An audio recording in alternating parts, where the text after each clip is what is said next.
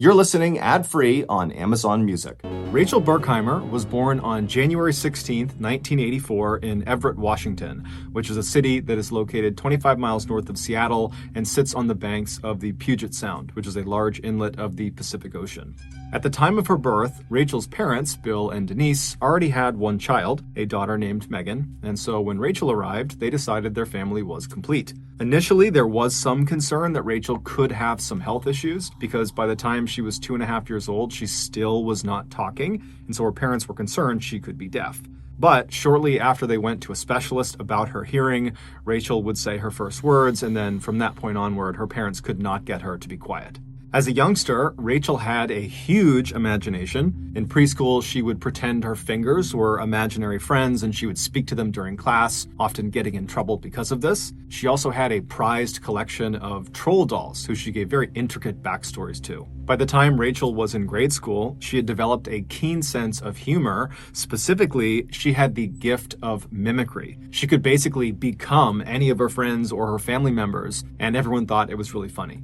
In addition to her bubbly personality, Rachel was also a very gifted athlete who was always one of the very best players on her basketball, soccer, volleyball, or track team. All this despite growing to be only 4 foot 11 inches tall. Speaking of her smaller stature, even though she was not self-conscious about it, Rachel did wear 4-inch platform shoes virtually everywhere she went, including just going out to the mailbox. In high school, unsurprisingly, Rachel became very popular. Her father joked that he was her answering machine because her many friends would call the house day and night looking for her. But despite this abundance of friends, Rachel took all of her relationships very seriously. She never forgot anybody's birthday, and she would even sometimes send out these random cards that weren't even on birthdays to her friends and to her family members, just telling them how much she loved them. By 2001, when Rachel was 17 years old and in her 3rd year of high school, it just seemed like she was this amazing person who was destined to live a totally charmed life. However, this would not last.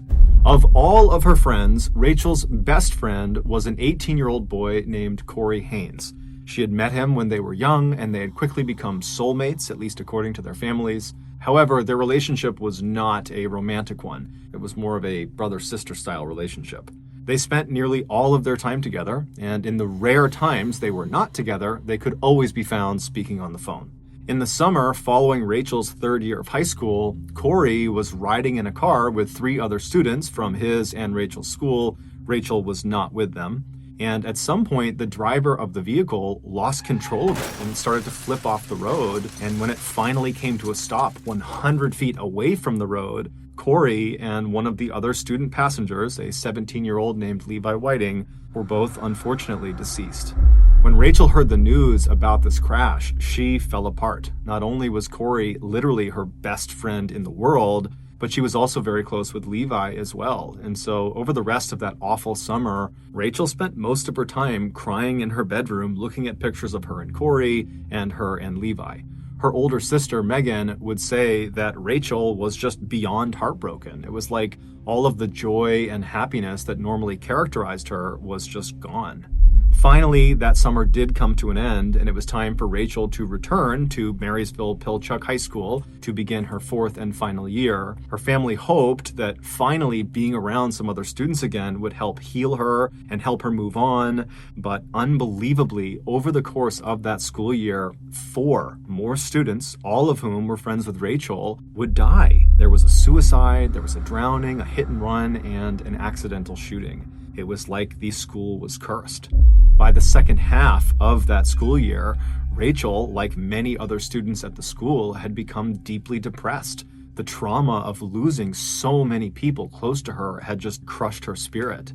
When her grades, which were normally quite good, began to decline dramatically, her parents pulled her from the high school and enrolled her in an alternative high school. They also began sending her to grief counseling. But not long after joining this alternative high school did Rachel drop out, so she did not get her high school diploma.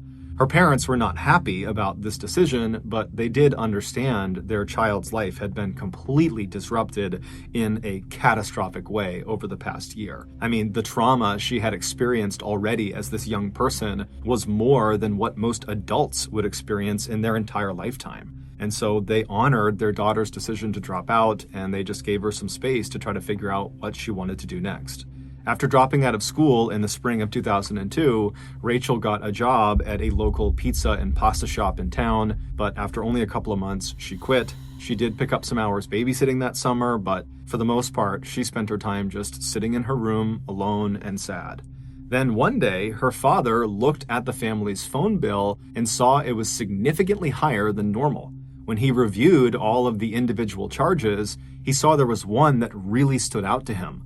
There were dozens and dozens of collect calls that had been placed from an inmate at a correctional facility. When he confronted his daughter about these calls, she would tell him that yes, she was speaking to an inmate at a correctional facility, and his name was John Anderson. He was 20 years old. He went by Diggy, that was his nickname, and that she and Diggy were in this sort of new romantic relationship. She told her father that she had met Diggy a year earlier at a high school party. This was before he was sent to jail on drug and burglary charges, and he had been very interested in her at the time, but she wasn't interested in him. Despite the rejection, though, Diggy continued to pursue Rachel well after this party, but it wasn't until a year later, when she had dropped out of high school, that she finally decided to give him a shot. Rachel would tell her father that Diggy, despite being a convicted criminal, was very misunderstood. He was actually a very nice guy who just had a troubled past, and that was why he kept getting in trouble with the law. Her father did not approve and was very worried about his daughter, but he wanted to be supportive and felt like he didn't really know the whole situation, and so he just told her, please just be careful. Not long after this father-daughter talk, Diggy got out of prison, and so Rachel, who had spent the better part of the last year shut up in her room, was now suddenly going out all the time to see him and his group of friends. It's important to understand here that Diggy and his group of friends were in reality just a group of petty criminals and drug dealers for the most part. However, they thought of themselves as a full-fledged, organized criminal gang, and they were very proud of it. And they even referred to themselves as the Northwest Mafia. And Diggy was very clearly their leader. Quickly, it became apparent to Rachel's family that a big part of, quote, spending time with Diggy and the Northwest Mafia was partying and doing drugs and drinking alcohol. And so naturally, the parents were very concerned for their daughter, who they felt was really starting to go down the wrong path in life. So over the next couple of months, Rachel's parents and her sister all tried to gently convince Rachel to stop spending so much time with Diggy and his crew because they were a totally bad influence on her. But Rachel was adamant that Diggy and his crew was making her happy, and that right now that was what she needed, that she needed to be around them, that they were really just awesome people, and that you got to trust her. And her family, they didn't trust her. They felt like, maybe she's going through a phase where she wants to date, a bad boy. They didn't really get it, but they also didn't have a way of getting through to her. It seemed like she was just convinced this is what she needed to be doing now, and so they just were kind of at a loss. Then, one day, it seemed like everything had just magically fallen into place. It was on a sunny morning in late July of that year. Rachel's father was outside working on his garden when his daughter, Rachel, suddenly appeared looking happier than she had in a long time. Bill smiled back at her and was like, "What's going on? Why are you so happy?" And she would tell him that she had a plan. She was going back to school and she was going to become a medical technician. And she was just absolutely beaming as she's telling him this news.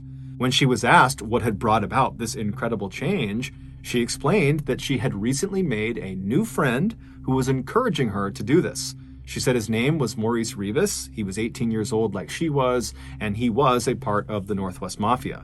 She told her dad that she had previously interacted with him when she first started seeing Diggy a few months earlier, but she had never really had a real conversation with him. She'd only just kind of waved and said hi whenever they were at gatherings together. But a few days earlier, when she was at a Northwest Mafia party, she and Maurice just kind of happened to find themselves alone, and so they struck up a friendly conversation. And during that talk, Maurice confided in Rachel that he was actually really unhappy, and he wanted to leave the Northwest Mafia, and he wanted to go back to school since he had actually dropped out of high school as well. And when Rachel heard him say this, she had an epiphany. She realized she felt exactly the way he did. She didn't like being in the Northwest Mafia. She didn't even know why she was in the Northwest Mafia. She didn't know why she was seeing Diggy. And it was like it all clicked for her. And so she confided in Maurice, this guy who she barely knew. She said, you know what? I feel the same way. I don't want to spend time with these people. I want to go back to school. And so this random conversation they had at this party really immediately bonded them together. It was like they both had been harboring this deep, dark secret, but now only with each other, they could discuss it openly. And it was very liberating for them. And so by the end of this first real conversation they had had, the pair had promised each other that they were going to get out of the Northwest Mafia. They were going to go back to school. They were going to clean up their acts. They were going to fix their lives. And they were going to do it together. They were going to support each other and have each other's back. Rachel would even joke with her father that they were already talking about when they went back to school that they would go to senior prom together, although she assured her dad that their relationship was totally platonic. This was not a romantic thing. Bill, her father, had no idea what to say. This was literally the best case scenario. It was the thing her family had been hoping for over these last several months, and it seemed like it was finally happening. And so he told Rachel he was so proud of her. He gave her a big hug and said, look, if you need anything, just let me know. And Rachel smiled and she gave him a hug back. And then she turned around and skipped back inside the house. And sure enough, over the next 2 months, Rachel did act very differently. She started very intentionally getting her life back together. She started spending more time at home with her family, and she started going to church with her mom, and she also began reconnecting with some of her older high school friends who had always been a positive influence on her. And so by September of that year, Rachel did seem like she was more or less back to her old happy self. Except there was one element of her life, of her old life, so to speak, that she was not able to shake. And that was her relationship with Diggy. She just could not end it. She had tried to, but apparently he didn't want to break up. And so they fell into this sort of weird on and off again relationship that kept Rachel periodically going back to these Northwest Mafia gatherings. Her family was obviously unhappy about this particular detail, but they did feel confident that given her recent changes, that she would eventually break it off for good with Diggy. And so until that happened, they were actually quietly grateful that her new friend Maurice was also still spending time with the Northwest Mafia. He too was kind of struggling to fully break contact with them. And so the family was thinking, well, yeah, they do need to leave, but for the time being, when they're at these gatherings, at least they'll have each other. On September 23rd of that year, Rachel was invited to a Northwest Mafia get-together, and she did agree to go.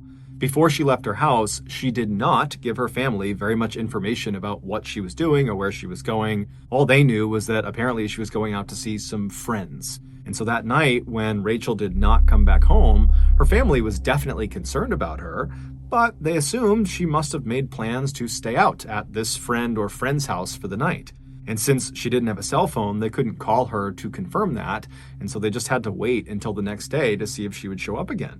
But the next day arrived, and Rachel did not show up again, and when her family began calling around to her various friends' houses, both old and new, no one seemed to know where she was. For a couple of days, the family continued to call around town and even drove around town putting up posters, asking people to come forward if they had seen her, but there was no sign of her. And so finally, on September 27th, the family went to police and they officially reported Rachel missing.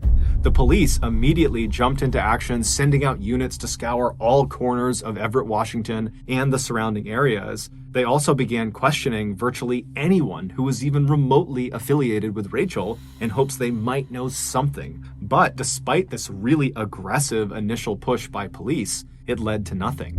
Then, out of nowhere, someone very unexpected came forward and gave the police a huge tip. And this tip would ultimately lead police to discover the truly unbelievable story of what happened to Rachel. The following is that story. After leaving her house on the afternoon of September 23rd, the day she told her family she was going to see friends, Rachel made the short drive over to 16-year-old Nathan Lovelace's house. He was going to be the host for that evening's get-together with the Northwest Mafia.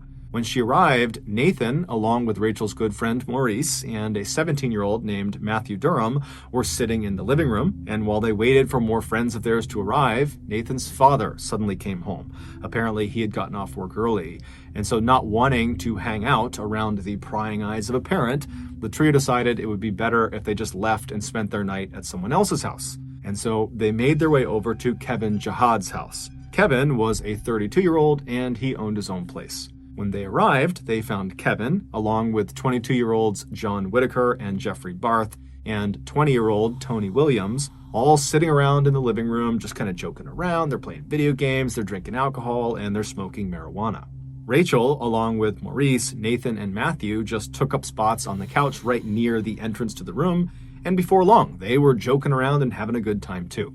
At 4 p.m., Rachel's on-again, off-again boyfriend, Diggy, stormed into Kevin's living room looking furious. Without warning, he punched two of the guys sitting nearest Rachel, and then he pulled out a gun and he began aiming it wildly around the room. And this instantly silenced the group because no one knew what he was on about. And Rachel, who's sitting right near the door, she does not want to be part of this, and she's thinking this has nothing to do with me, and so she decides she's going to get up and kind of slip out and let them deal with Diggy and whatever is going on in here. And so she stands up, trying to be as quiet and small as she can, and she begins edging towards the door. But in order to fully leave the living room and escape this situation, she would need to walk right past Diggy, who was standing in the doorway.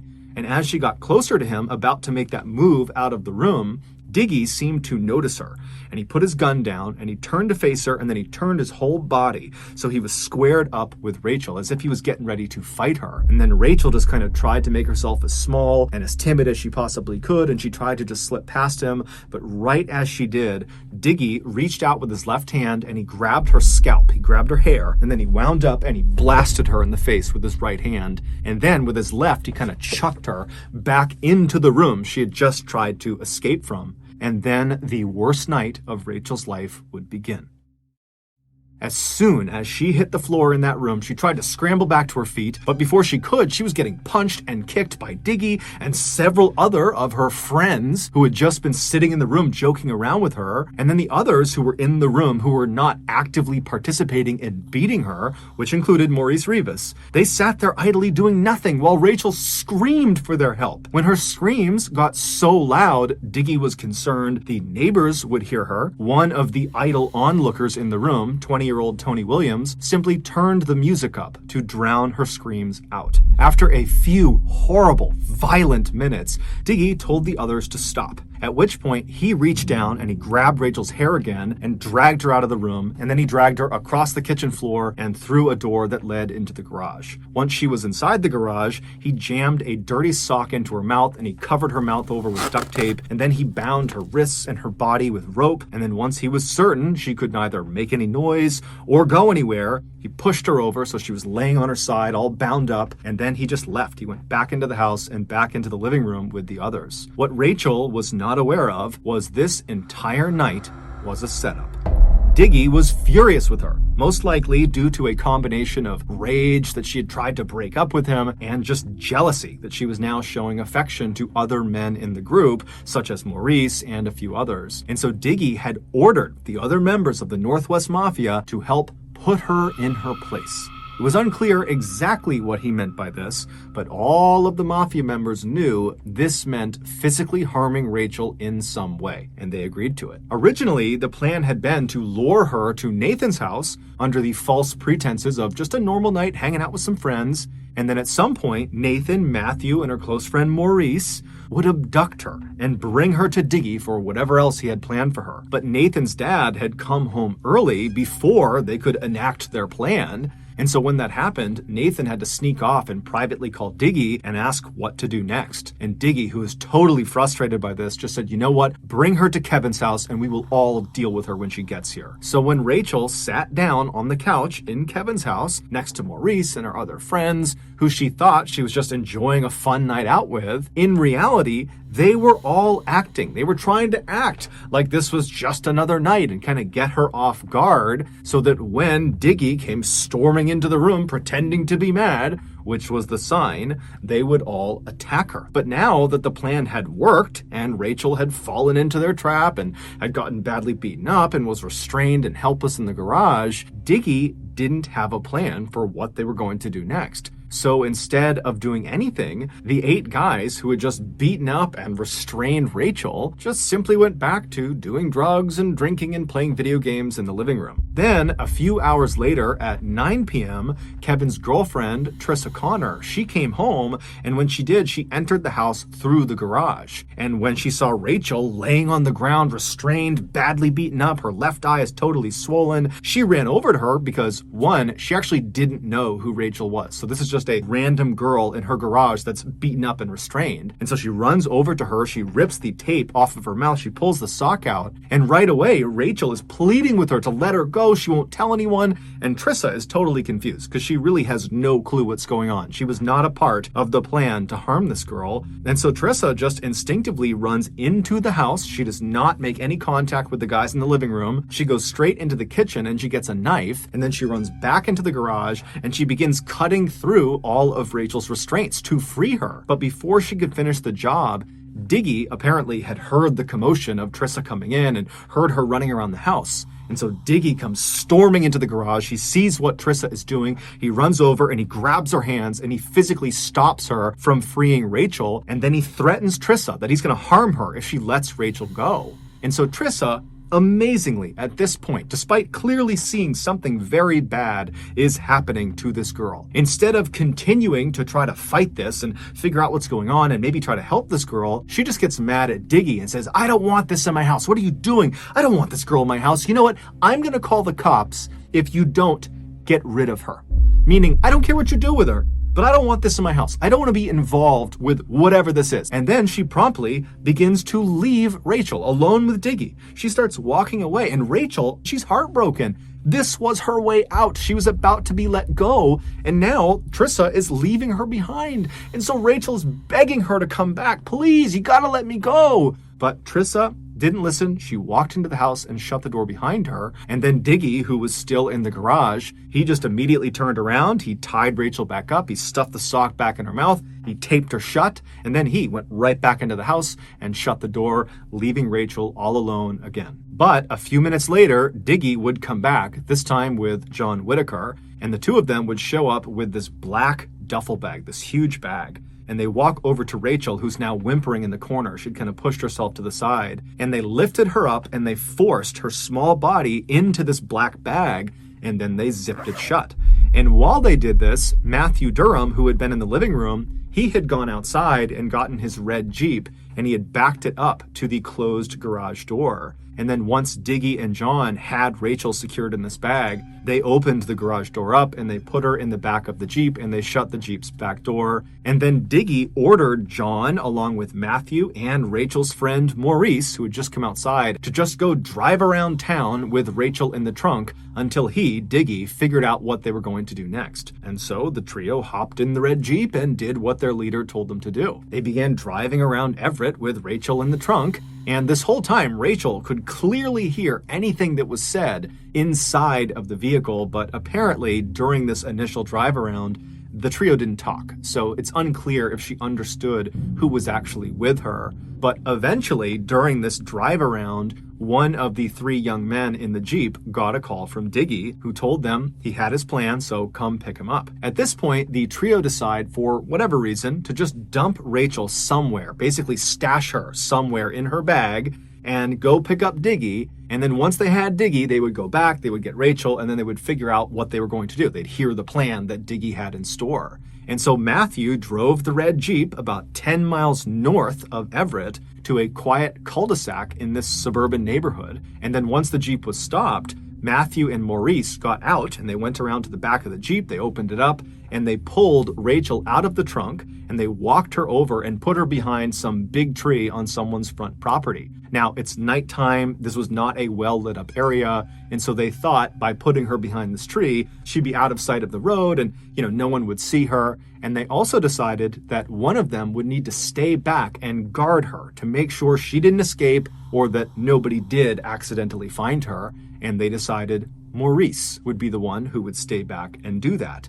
And so after Rachel has been planted behind this tree, Maurice made his way over and he sat down next to her. And then Matthew and John, they just drove off in the Jeep to go get Diggy. And so once the Jeep had driven off, Rachel, who could clearly hear their discussions and she could hear the Jeep pulling off, she knows she is now alone with her good friend Maurice. And so this is her opportunity to plead with him to help her. And so as soon as she hears that Jeep is gone, she starts screaming through her gag on her mouth to try to get his attention. And it worked. Maurice quickly unzipped the bag and pulled her gag off, but he didn't untie her. And right away, Rachel, she is so upset. She's frantic. And she says to Maurice, "They're going to kill me if you don't get me out of here. You have to free me." And Maurice was just very nonchalant. And he said, "Yeah, I think you're making a big deal about this. You're going to be fine. Just go along with it. It's not a big deal." But Rachel couldn't believe what she was hearing. And so she's saying, "Maurice, don't you get it? They are going to kill me. This is the chance. Let me out. Save me. You're supposed to be my friend. Let me go."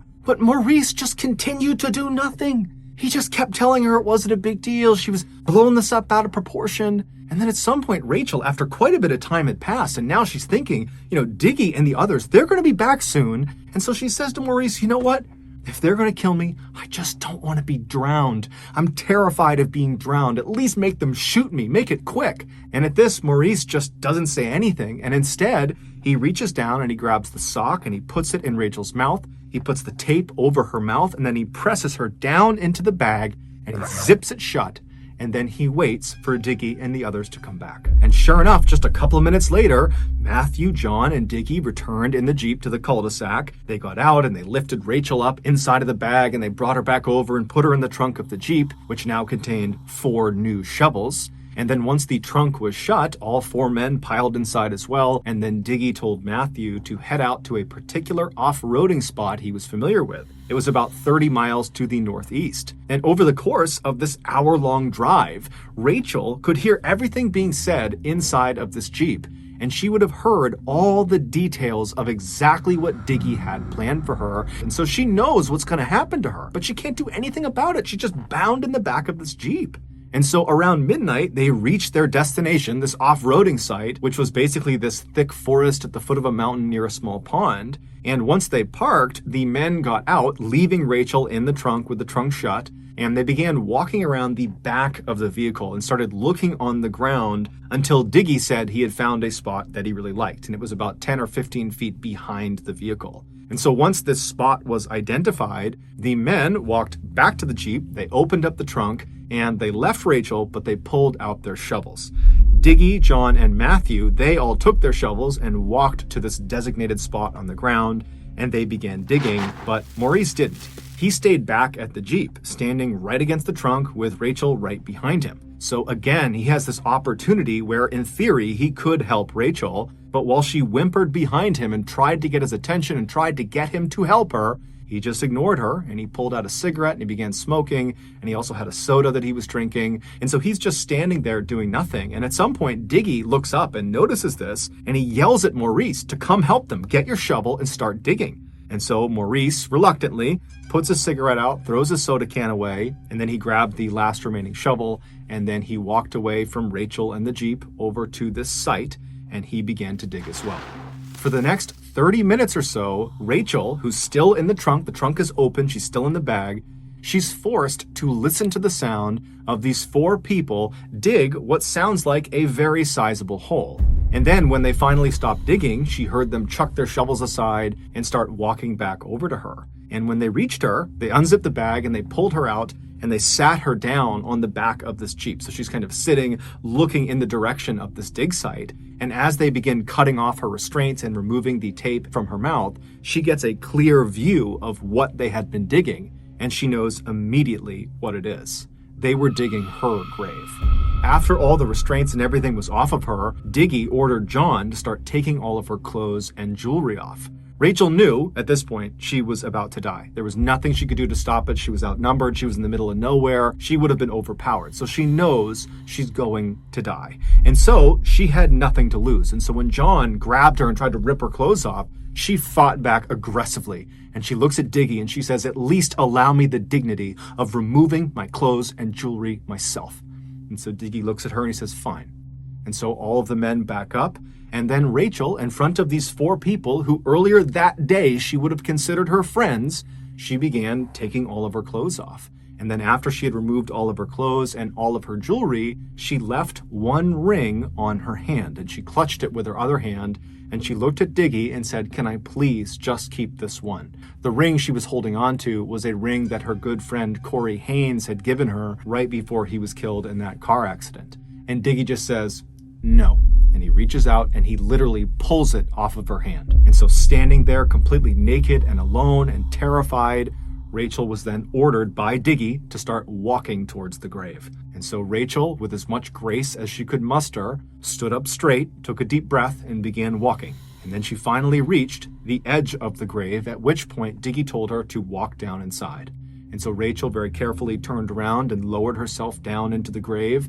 And then she stood up in the middle of the grave with her back to her attackers, at which point Diggy said, "Get on your knees." And so she did this, and as soon as she was down on her knees, she looked skyward and she pressed her hands together and put them right up against her chest, and she began praying. And as she's looking upward towards the sky, Diggy laughs at her and says, "Don't worry, you'll be up there soon."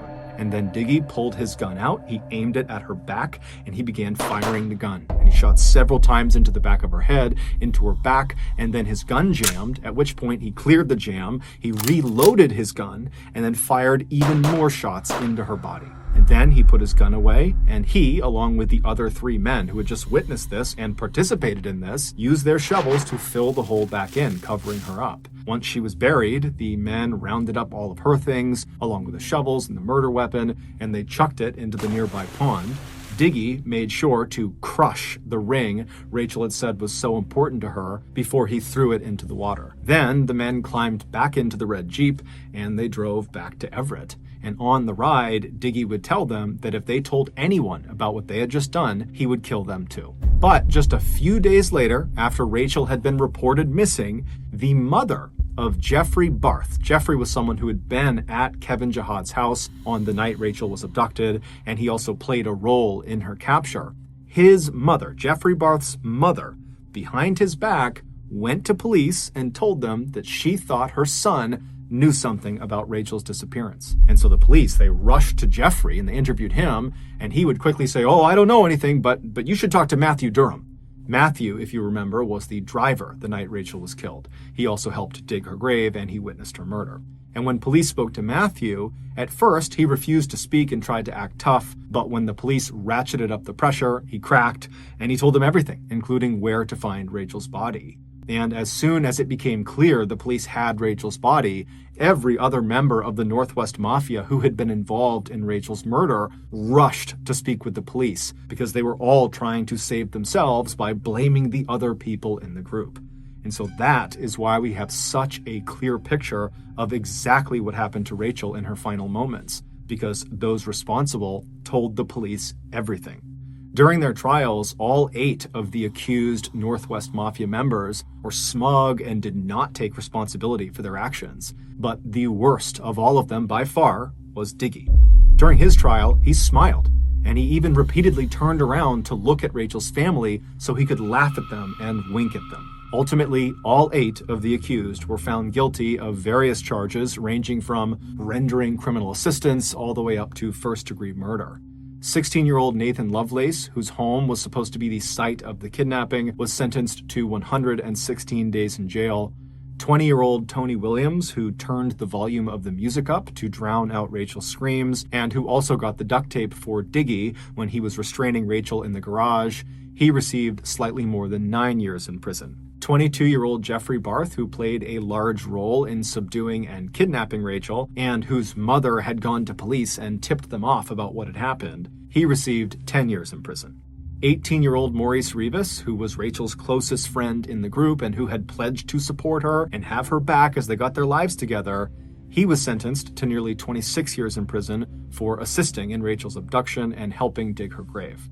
17-year-old Matthew Durham, who drove the Jeep that carried Rachel to her death and who also helped dig Rachel's grave, he received 26 years in prison. 32-year-old Kevin Jihad, who was determined to have masterminded the finer details of the abduction and the murder, he was sentenced to nearly 37 years in prison. 22-year-old John Whitaker was sentenced to life in prison for being directly involved in the entire abduction and murder process. And 20-year-old John Diggy Anderson, the leader of the Northwest Mafia and Rachel's ex-boyfriend, he was also sentenced to life in prison for his role in her murder. Throughout Rachel's horrible ordeal, there were many people who could have stepped in and stopped what was happening to her, most notably Trissa Connor, who was Kevin Jihad's girlfriend and who found Rachel tied up in the garage, and Maurice Rivas, who was alone with Rachel in that cul-de-sac and could have easily freed her, but didn't. As a result of these heart-wrenching details, Rachel's family and their legal team worked very hard to pass a bill called SHB 1236. This bill makes it a criminal offense in America if you do not summon assistance for a person that has suffered substantial bodily harm. They are hoping this will save at least one person from suffering unnecessarily. Today, the Berkheimer family is still grieving the loss of their Rachel. However, her father, Bill, takes solace in a particular photograph the police showed him. After Rachel's gravesite was discovered and her body was removed from it, the police took a photo of the grave itself. And in this photo, you can see an imprint in the soil of Rachel's hands where she fell after she was shot. And it looks like her hands were pressed together near her chest, meaning she was likely praying in her final moments on Earth. And Bill likes to believe that means she was at peace when she finally died.